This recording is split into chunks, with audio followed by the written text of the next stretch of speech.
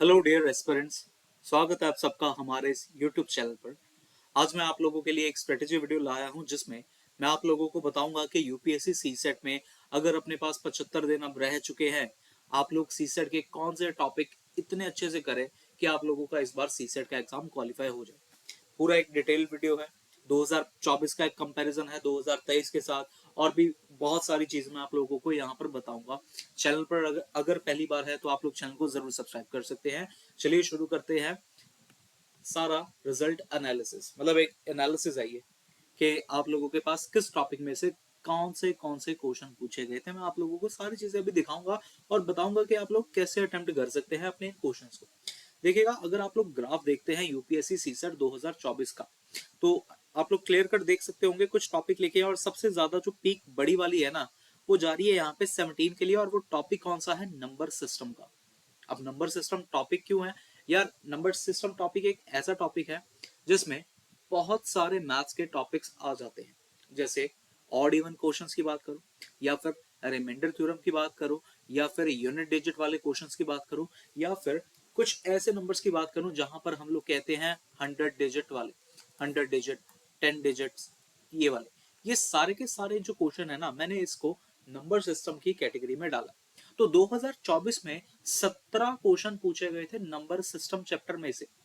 अकेला यही नहीं, एक तो टॉपिक हमारे पास हो गया, क्या मैंने बोला है, जैसे यूनिट डिजिट वाले क्वेश्चन ये पूछे गए थे, इसको मैंने नंबर सिस्टम के अंदर डाला है। एक तो रिमाइंडर वाले पूछे गए थे, एक डिविजिबल वाले पूछे गए थे, एक पूछे गए थे जहां पर हमें इक्वेशन दी जाती है, जैसे A B C plus D E F total करके कुछ आ रहा है, ऐसे वाले क्वेश्चन। ये सारे के सारे कुल मिलाकर हमारे पास 17 क्वेश्चन आए थे जी इस टॉपिक में से। तो अब आप लोग समझ गए होंगे कि आप लोग अगर नंबर सिस्टम चैप्टर को छोड़कर जा रहे हैं, उसमें से कोई ऐसा क्वेश्चन छोड़ के जा रहे हैं, टॉपिक छोड़ के जा रहे हैं, तो आप लोगों को बहुत सारा मुसीबत का सामना करना पड़ेगा। उसके बाद मेन टॉपिक के पे आते हैं मेंटल एबिलिटी। उसके बाद आए हैं 5 क्वेश्चन जो टॉपिक है मेंटल एबिलिटी। मेंटल एबिलिटी से मेरा तात्पर्य इससे है कि जैसे लॉजिकल रीजनिंग हो गया, ये वाले क्वेश्चन आप लोगों के पास सिर्फ इतने ही पूछे गए थे 5, जो कि है कहां से? लॉजिकल रीजनिंग टाइप से, मतलब जिसमें आप लोगों को अपना दिमाग यूज करना था कि इसका आंसर क्या बन सकता है, ये चीजें। 4 क्वेश्चन आप लोगों के पास पूछे गए हैं मैथमेटिकल इक्वेशन में से। अब ये मैथमेटिकल इक्वेशन क्या होती है? जैसे कि यार आप लोगों से स्टेटमेंट वाले सम दिए जाते हैं, ए प्लस बी प्लस डी इसका वैल्यू इतना है, फिर बी प्लस डी का वैल्यू इतना है, और फिर बताओ ई का वैल्यू कितना आएगा अगर कुछ रिलेशन, ऐसे टाइप के क्वेश्चन। तो इस टाइप के भी आप लोगों के पास 4 क्वेश्चन पूछे जा चुके हैं इसमें 2024 वाले एग्जाम। परसेंटेज से 3 क्वेश्चन आए थे।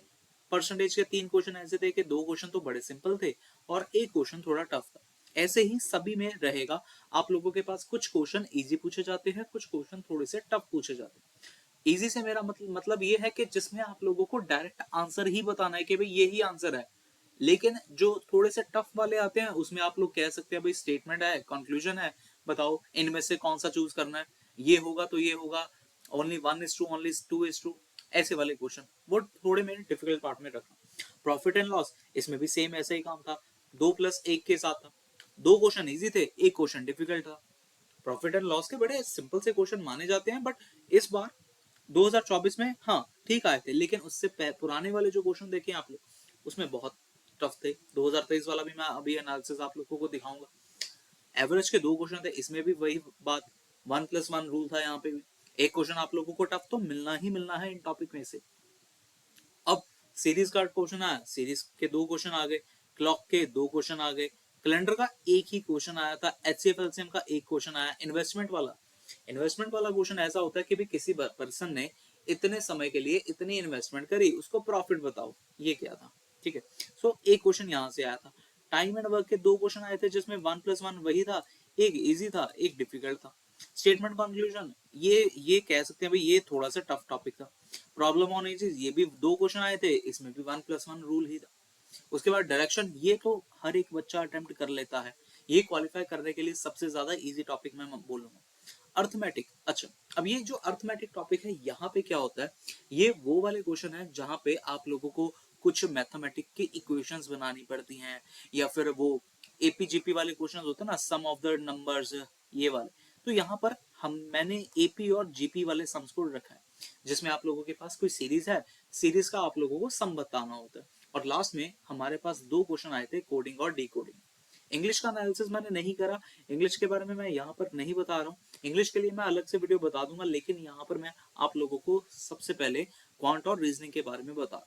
तो इन शॉर्ट आप लोग देख सकते हैं कि जहां से 17 क्वेश्चन पूछे गए हैं नंबर सिस्टम चैप्टर में से, वो टॉपिक कितना ज्यादा इंपॉर्टेंट होगा। और वो टॉपिक बहुत वास्ट टॉपिक है, बहुत वास्ट है, बहुत सारी कैटेगरीज के यहाँ पर सम आप लोगों के पास होते हैं। मैं आप लोगों को दिखा भी देता हूँ एक मिनट कि कैसे कैसे क्वेश्चन यहाँ पर आप लोगों से पूछे गए थे। ठीक है, देखना जी जरा। जैसे यहाँ पर है आप लोगों के पास ऐसे क्वेश्चन, ये तो 2023 का हो गया, ये रहा 2024 का। 2024 में आप लोगों के पास कुछ जो क्वेश्चन आए थे, ये जैसे देखिएगा, इक्वेशन बनाने वाले हैं ये क्वेश्चन। 65 क्वेश्चन देख सकते हैं आप लोग, ये स्टेटमेंट वाला है। उसके बाद ये ऑड और इवन वाले क्वेश्चन, 64 क्वेश्चन, ये भी मैंने नंबर सिस्टम के अंदर ही डाले हैं। नंबर सिस्टम टॉपिक बहुत बड़ा है, तभी मैं कह रहा हूँ। अगर आप लोग नंबर सिस्टम को अच्छे से कर लेते हैं ना, तो एटलीस्ट आप मान के चलिएगा 15 क्वेश्चन आप लोगों के झट से सॉल्व हो जाएंगे। क्योंकि जैसे ये क्वेश्चन है, 59 क्वेश्चन है, a question is given followed by the two statement 1 and 2, consider the question and statement। अब यहाँ पर आप लोग कैसे कर सकते हैं, जब तक आप लोग के बारे आपको इंटीजर्स के बारे में नॉलेज ना हो, आप लोगों को नेचुरल नंबर के बारे में नॉलेज ना हो। तो ये जरूरी है कि नंबर सिस्टम जब आप चैप्टर कर रहे हैं तो उसको बहुत सारे शिद्दत से करिएगा, इंटीजर्स के बारे में जानकारी रखिएगा, नंबर सिस्टम के बारे में जानकारी रखिएगा, हर एक टॉपिक के लिए इसमें आना चाहिए आप लोग। ये 2024 का एनालिसिस है अभी तक, ठीक है ना, 2024 का। अब 2023 की मैं बात करूँ, 2023 का पेपर बिल्कुल हटके था। मतलब ये 2023 वाला तो इतना टफ पेपर था ना, बहुत ही ज्यादा टफ था, और बहुत सारे एस्पिरेंट्स का 2023 वाला एग्जाम नहीं क्वालिफाई हुआ होगा, ये मैं गारंटी दे रहा हूँ। बहुत ज्यादा बच्चे इसमें अड़े होंगे, क्योंकि जब मैं खुद भी देख रहा था ना इनके क्वेश्चंस, तो एक लेवल था क्वेश्चन को पूछने का। अब यहाँ पर भी क्या हुआ, नंबर सिस्टम से तो क्वेश्चन आए, 17 ही क्वेश्चन आए। मेंटल एबिलिटी के आप लोगों के पास कितने क्वेश्चन पूछे गए थे, 8 क्वेश्चन पूछे गए थे। मैं फिर से बताऊं, मेंटल एबिलिटी का यहाँ पर मतलब है जो आप लोग अपने दिमाग से कैलकुलेशन वगैरह करके, अपना माइंड लगा के कि हाँ इसका आंसर ये आ सकता है, वो वाले क्वेश्चन है ये। अच्छा, परमुटेशन एंड कॉम्बिनेशन, इसमें परमुटेशन एंड कॉम्बिनेशन पूछा गया। 2024 में तो एग्जाम में कोई आया नहीं, लेकिन यहाँ पर परमुटेशन और कॉम्बिनेशन पूछा गया था। जैसे डाइस के क्वेश्चन इसमें 3 आए थे ना, मैंने यहाँ पर लिखा नहीं, यहाँ पर भी आप लोगों को डाइस के कुछ क्वेश्चन मिले थे, डाइस के 2 क्वेश्चन मिले थे। डाइस के क्वेश्चन ऐसे थे कि अगर हम डाइस को कट करते हैं तो मिनिमम या maximum number of the cut कितने आते हैं, पीसेस कितने मिलते हैं, कुछ ऐसे टाइप के question. Mathematical symbols, mathematical symbols में होता है जैसे आप लोगों के पास यार कोई इक्वेशन है, जैसे मान लीजिए कुछ ऐसा ऑपरेशन है, ठीक है, मैंने ये कर दिया, मैंने ये कुछ ऐसा करके साइन लगा दिया ऐसा। अब मान लो मैं कह रहा हूँ कि भाई इसका आंसर 9 आ रहा है, तो मुझे इसी चीज को देखते हुए आगे बताना है कि भाई और क्या क्या आंसर आ सकते हैं, या फिर कुछ और सिंबल डाल देते हैं, ठीक है ना, जैसे डॉलर वाले सिंबल यूज कर लिए, परसेंटेज के यूज कर लिए, एट द रेट, ऐसे वाले। तो ये क्वेश्चन आप लोगों के पास 2 क्वेश्चन पूछे गए। टाइम एंड वर्क में यहाँ पर कितने पूछे जा रहे हैं, एक क्वेश्चन पूछा जा रहा है, और ये भी बहुत ज्यादा टफ क्वेश्चन था जब पूछा गया था। अर्थमेटिक, जिसमें आप लोगों के पास इक्वेशंस बनानी है, साथ में मैथमेटिकल चीजें सॉल्व करनी है, यहाँ से 3 क्वेश्चन आए।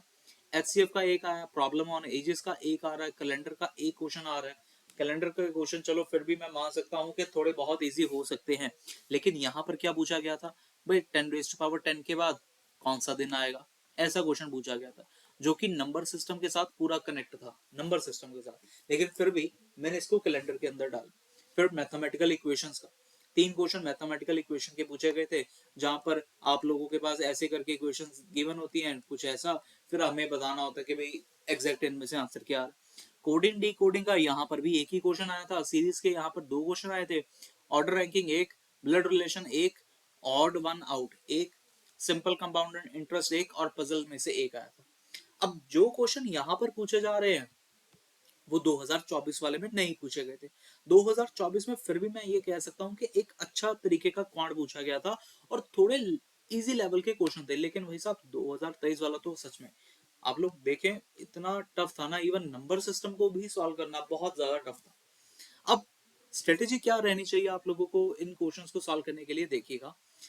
पहली बात तो यार यहाँ पर आप लोगों को क्लियर कट ये पता चल गया कि अगर हमें अच्छे मार्क्स, मतलब अच्छे मार्क्स छोड़ो, हमें सिर्फ और सिर्फ क्वालिफाई ही होना है ना, तो ये चैप्टर को हमें अच्छे से मतलब करना पड़ेगा।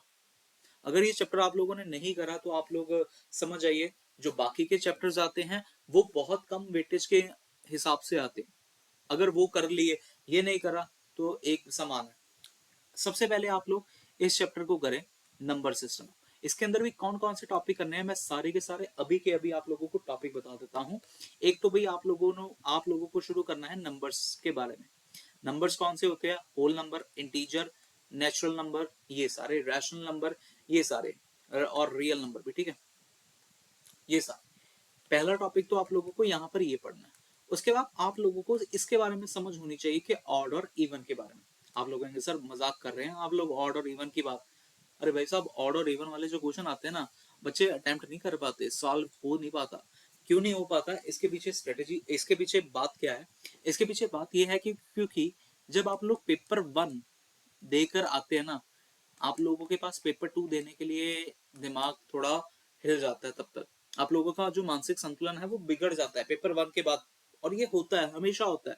जिन जिन एस्पिरेंट ने एग्जाम दिया है उनको पता है इसके बारे में। अब ऑड और इवन वाला क्वेश्चन यहाँ पर करना है। थर्ड क्वेश्चन आप लोग, थर्ड टॉपिक जो है आप लोगों को करना है रिमाइंडर के लिए, कि भाई अगर कोई सी चीज को डिवाइड किया जाए इसी के साथ तो रिमाइंडर क्या आएगा। चौथा टॉपिक होता है डिविजिबिलिटी रूल के ऊपर। अब डिविजिबिलिटी रूल तो है ही बहुत ज्यादा, अकेला 2 3 4 5 6 से तो हमारी गाड़ी नहीं चलने वाली। इसके लिए भी आप लोगों को और मेहनत करनी पड़ेगी। अलग अलग तरीके के आप लोगों को पता चलने चाहिए, प्राइम नंबर्स के बारे में समझ होनी चाहिए, प्राइम नंबर्स कौन से होते हैं और कैसे हम लोग इन क्वेश्चन को सॉल्व कर सकते हैं। उसके बाद आप लोगों के पास क्वेश्चन आते हैं जहां पर आप लोगों को 100 डिजिट इनके बारे में पता होना चाहिए। 100 डिजिट, जैसे भाई 100 डिजिट है, मतलब 100A plus 10B plus C है, अगर हम इंटरचेंज कर दें तब क्या बन जाएगा? तब जैसे 100C माइनस 10B माइनस ए, अगर ऐसा करें तो ये किसके साथ डिवाइड होता है। मतलब 100 डिजिट वाले, 10 डिजिट वाले ये नंबर आप लोगों को पता होने चाहिए। ये 5 टॉपिक तो आप लोगों को बहुत अच्छे से पता होंगे ना, फिर जाकर आप लोग क्वेश्चन को सॉल्व कर सकते हैं। उसके बाद नंबर सिस्टम का एक और क्वेश्चन आता है जहां पर आप लोगों को ऐसे नंबर्स गिवन होते हैं ABC plus DEF is equal to something. आप लोगों को कुछ कॉम्बिनेशन बनाना होता है कि भाई ABC की वैल्यू क्या हो सकती है, ऐसा करके। अब ये क्वेश्चन सिर्फ तभी हो पाएंगे जब आप लोगों को थोड़ा बहुत ऑड इवन के बारे में जानकारी होगी, जब डिविजिबिलिटी रूल के बारे में जानकारी होगी, या फिर 100 डिजिट वाले टॉपिक के बारे में जानकारी होगी। वरना आप लोग ये क्वेश्चन को नहीं सॉल्व कर सकते। तो जरूर नंबर सिस्टम क्वेश्चन को अटेम्प्ट करने की कोशिश करें। 17 में से अगर आप लोग 12 भी क्वेश्चन अटेम्प्ट कर लेते हैं ना सही, आप लोग क्वालिफाई हो सकते हैं। उसके बाद मैं बात करूं आप लोगों के पास, अगर सेकेंड चैप्टर करें ना आप लोग, तो सेकेंड चैप्टर आप लोग हमेशा कोशिश करेगा रिवीजन के लिए एवरेज वाला करें, क्योंकि एवरेज में ज्यादा कुछ फार्मूलाज नहीं है। एक ही फार्मूला है जो सबसे अच्छा है मीन का, जो कि होता है सम upon number of the observation, यही वाला फार्मूला। और ये हो भी सकता है आप लोगों से, ऐसा नहीं है कि आप लोग इसको ना सॉल्व कर पाए। तीसरा टॉपिक आप लोगों को तैयारी के लिए करना चाहिए, प्रॉब्लम ऑन एजेस। हमेशा आता है, एक या दो क्वेश्चन तो आते ही आते हैं, तो इन क्वेश्चंस को जरूर करें। इसके भी एक या दो क्वेश्चन आते ही आते हैं, ये जरूर करें। नेक्स्ट बात करता हूं मैं आप लोगों के लिए time and work. Time and work का कंसेप्ट तो एक ही है, पर फिर भी यहाँ से दो क्वेश्चन अगर आ जाएंगे, आप लोग इन क्वेश्चंस को अटेम्प्ट कर सकेंगे। अगर अभी तक आप लोगों ने अभी सीसेट की तैयारी करना नहीं शुरू किया, आप लोग मेरे चैनल पर जाएं, इसी चैनल पर जाएं, आप लोग इस चैनल पर देखिएगा बहुत सारा मैथ्स रिलेटेड कंटेंट। आप लोगों का क्वांट के क्वेश्चंस है, अगर किसी को बेसिक से समझना है, हिंदी में भी है अवेलेबल है, पंजाबी में भी अवेलेबल है, आप लोग वहां पर देख सकते हैं जी। Time and work. उसके बाद पांचवा जो टॉपिक है आप लोगों के पास, profit and loss. Profit loss, cost price, sale price, सबसे मतलब ट्विस्टर है ये क्वेश्चन, सबसे ज्यादा ट्विस्ट करता है, बट फिर भी यूपीएससी में बड़ा आसानी से पूछा गया था। छठवां टॉपिक है परसेंटेज। ये टॉपिक तो ऐसा है यार, इसके बिना तो आप लोग क्वांट ही नहीं कर सकते, तो परसेंटेज टॉपिक को भी करिएगा। परसेंटेज टॉपिक का बहुत इजी वाला सम आता है, मैं बता रहा हूँ, इजी, एकदम इजी होता है चीज, बस अगर कंसेप्ट पता है फिर तो भाई साहब आप लोगों का ये होने ही वाला है। सेवंथ टॉपिक आप लोग कौन सा कर सकते हैं, क्लॉक। और आठवां टॉपिक आप लोग कर सकते हैं कैलेंडर। ये टॉपिक्स, 8 टॉपिक यहाँ तक हो गए। नौ टॉपिक है डायरेक्शन का, डायरेक्शन। और 10वां टॉपिक आप लोगों के पास है जैसे कोई पजल सॉल्व करने में अगर माहिर हो तो पजल। 11वां टॉपिक आप लोगों को करना चाहिए सीरीज वाला। सीरीज में आप लोग थोड़ा सा फंस सकते हैं, पता क्यों? सीरीज वाले समय ऐसा होता है कि हमें ना सीरीज का पैटर्न पता ही नहीं चल पाता। एग्जामिनर ने कौन सा पूछा गया और हम कौन सा अप्लाई करके आ जाते हैं और शायद वो आगे चलकर गलत हो जाए। तो सीरीज वाले क्वेश्चन जितनी आप प्रैक्टिस करेंगे वो आप लोगों को कंफ्यूज तो करेगा ही करेगा। इसलिए अच्छा है कि सीरीज करने के बजाय ना आप लोग कोडिंग और डी कोडिंग वाला टॉपिक करें। कोडिंग डी कोडिंग टॉपिक में से क्या होगा, क्योंकि कभी कभी ऐसा होता है कि एग्जाम में बड़ा ही इजी क्वेश्चन आ जाता है कोडिंग और डी कोडिंग का, जो कि हर कोई अटेम्प्ट कर लेता है। ये आप लोगों को सीसेट क्वालिफाई करने में हेल्प करेगा। आप लोग जानते हैं कि सीसेट हमें सिर्फ और सिर्फ क्वालिफाई करना है, बट अगर आप लोगों ने ये टॉपिक नहीं करे फिर आप लोगों का बिल्कुल भी सीसेट क्वालिफाई नहीं हो पाएगा। ठीक है। और अगर एक दो टॉपिक अगर आप लोग करना खुद करना चाहें, आप लोगों की अच्छी कमांड हो उसके ऊपर, आप लोग उनको भी कर सकते हैं। लेकिन ये वाले जो टॉपिक हैं इनको तो जरूर करिएगा जी। अच्छा, एक और टॉपिक लास्ट में बता देता हूँ, ऑर्डर एंड रैंकिंग। यहाँ से भी हमेशा पूछा ही जाने वाला है।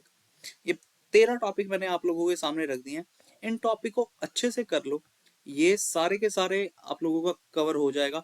अच्छा, बहुत सारे बच्चे ना ब्लड रिलेशन वाला टॉपिक भी कर लेते हैं यार। एक और टॉपिक लिख लो फिर, blood relation, B R topic. बस इससे इससे ज्यादा और टॉपिक तो मैं कोई नहीं लिखाऊंगा। अगर लिखवाऊंगा तो देख लो भाई, इनमें से ही आने वाला है क्वेश्चन, जब भी आने वाला है। किसी बच्चे को डाइस में दिक्कत आती है भाई, डाइस छोड़ जाओ। परमुटेशन कॉम्बिनेशन में दिक्कत आती है, छोड़ जाओ। बट बाकी के जो टॉपिक है, बाकी के कोई टॉपिक आप लोग नहीं छोड़ सकते भाई। कंपाउंड इंटरेस्ट में आती है, छोड़ जाओ, ये भी कह रहा हूँ। अब बताओ, कुछ खास टॉपिक नहीं रह गए, कुछ भी ऐसे नहीं टॉपिक है जो भाई आप लोगों को टफ लगेंगे। बस इस बार आप लोगों का ये एग्जाम जो होगा क्वालिफाई हो जाएगा, ये गारंटी है मेरी। अगर आप लोगों ने इस ट्रेंड को फॉलो कर लिया, इस पैटर्न को फॉलो कर लिया, इसके हिसाब से अपनी तैयारी शुरू कर दी। अगर आप लोग किसी टॉपिक को समझना चाहते हैं, आप लोग वीडियो के नीचे लिख भी सकते हैं कि sir we need this topic, please sir teachers. Okay, so मैं यहाँ पर यूट्यूब पर फ्री लाइव क्लासेस भी आप लोगों के लिए लगा दूंगा। बट एटलीस्ट आप लोग कमेंट करके बताएं जरूर मुझे कि आप लोगों को कौन सा टॉपिक चाहिए। देखिए, लास्ट 75 दिन रह गए हैं आप लोगों के पास। आप लोग जानते हैं इस बार क्वालिफाई हो जाए तो फिर आप तभी मेंस दे पाएंगे। और अगर आप लोगों की मेंस की तैयारी है और सीसेट की तैयारी नहीं है, फिर तो भाई साहब आप गलत रास्ते पे हैं। ठीक है, तो मिलते हैं किसी और क्लास में, किसी और टॉपिक में। अगर आप लोगों को अभी भी कुछ भी कोई भी समस्या है, आप लोग जरूर नीचे कमेंट बॉक्स में बता सकते हैं। Thank you so much for watching the video. All the very best. इस पैटर्न को जरूर याद रखना है।